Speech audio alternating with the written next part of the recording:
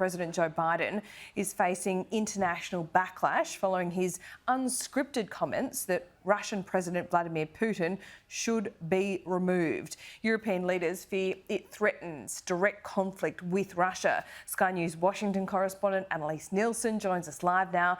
Annelise, the Biden administration has been very busy trying to walk this back.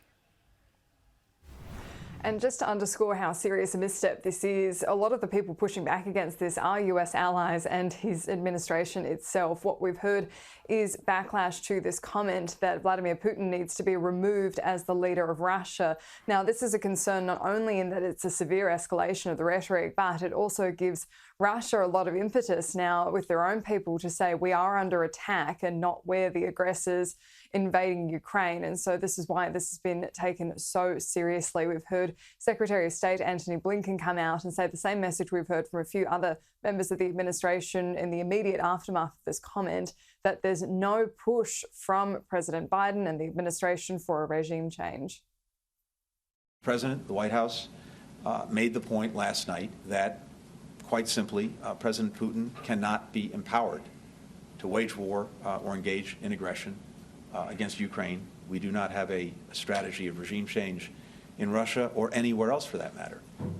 In this case, as in any case, it's up to the people of the country in question. It's up to the Russian people.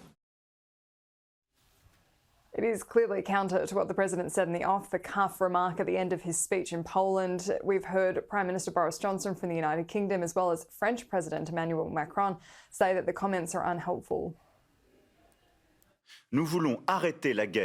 We want to stop the war that Russia launched in Ukraine, without waging war and without escalation.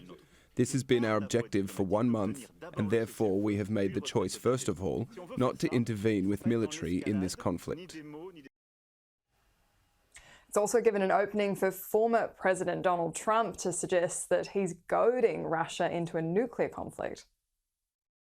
When you put them into a corner and when you talk the way they're talking, you know, they're talking weak and yet they're almost giving him an incentive. They're handling him very badly, in my opinion. I think Biden apologized again today. He's apologized every time he makes a speech. He apologizes 3-4 times a day for everything he says. Look, we have people that don't know what they're doing, and it's the most dangerous time in the history of our country, in my opinion. The other comment the White House had to frantically clarify was one that President Biden made with US troops who was visiting in Poland. He said that they would see the bravery of Ukrainian soldiers when they were there, and they had to quickly clarify that there were no plans to disperse US troops through Ukraine. Wow, a lot can happen in less than 24 hours. Annelise, thank you. We'll speak soon.